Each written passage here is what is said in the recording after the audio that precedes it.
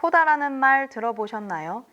청각장애인 중에서 수어를 제1언어로 쓰는 사람을 농인이라고 하는데, 농인의 자녀 중 음성 언어를 사용하는 사람을 코다라고 합니다.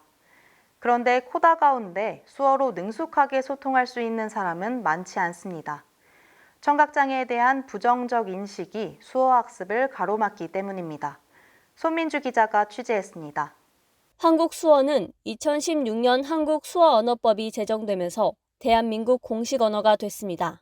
한국농아인협회는 한국 수어를 사용하는 농인이 약 12만 명에 이른다고 추산합니다. 농인 말고도 수어를 사용하는 사람이 또 있습니다. 농인의 자녀들입니다. 코다코리아의 활동가 장현정 한민지 씨도 어릴 때부터 농인인 부모와 수어로 소통해왔습니다. 어렸을 때는 잠꼬대 같은 걸 수어로 할 정도로 사실 그렇게 많이 써왔기 때문에 부모님의 언어와 문화이긴 하지만 저희도 어렸을 때부터 그거를 계속 접하면서 자랐기 때문에 되게 익숙하고, 하지만 수어를 못하는 농인의 청인 자녀들도 적지 않습니다. 국립국어원 조사에서 농인의 43%가 청인 가족과 대화할 때 수어 사용을 희망한다고 답했는데 실제로 수어를 사용한다고 답한 비율은 20%에 불과했습니다. 수어가 아니라 몸짓만으로 소통하는 건데 자녀의 언어 발달이 느려질 수 있다는 편견 때문에 일부러 수어를 가르치지 않는 경우가 많습니다. 막상 수어를 가르치고 싶어도 이들이 참여할 수 있는 교육 프로그램이 마땅치 않습니다.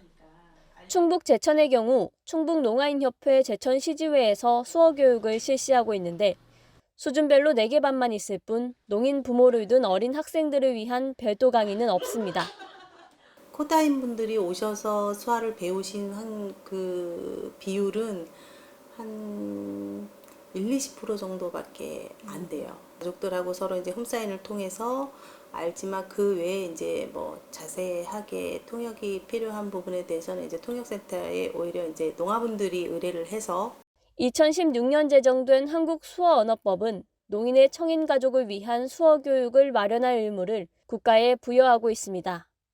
법 제정 6년이 지난 지금까지도 농인의 청인 자녀를 위한 수어 교육은 아직 계획 수립 단계입니다. 사업 공모 중이고요. 농인의 자녀를 교육할 때 필요한 커리큘럼과 실제 모의 시험을 해보는 그 내용이 들어있거든요. 농교사님들과 한번 모이는 그 의견 수렴 과정을 거치고 있습니다.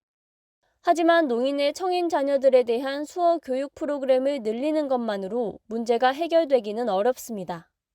부모님하고 길에서 수어를 쓰는데 약간 사람들이 뭐지? 이렇게 쳐다보면 아이들이 아무래도 위축될 수 있기 때문에 수어를 자유롭게 사용할 수 있는 사회적 분위기가 함께 조성되어야 하는 이유입니다. 단비뉴스 손민주입니다.